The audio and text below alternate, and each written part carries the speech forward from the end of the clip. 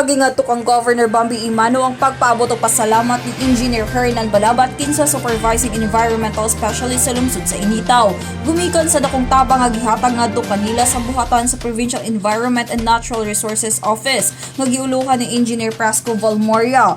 Mitabang ang endo sa paghakot sa mga nabulag na soft plastic waste dito sa Residual Containment Area sa Barangay Ugis, lungsod sa Initaw. Aron madala kini ngadto sa Materials Recovery Facility sa Villar Sipag Foundation nga gitakta dayon nga mahimong mga plastic armchairs gihatag sa LGU sa ilang napili nga benepisyaryo sama sa eskwelahan, mga organisasyon ug uban pa.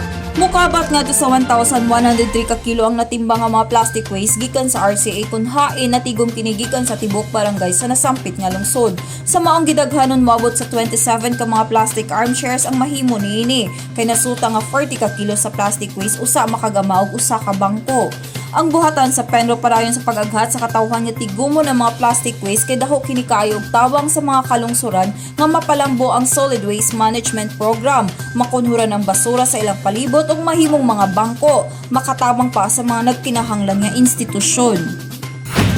Gikan diri sa Villar Sipag Foundation Materials Recovery Facility, ako si Lambo Ethel ipanag-alang sa limpyo ug matarong nga panggobyerno, padayon Pilipino.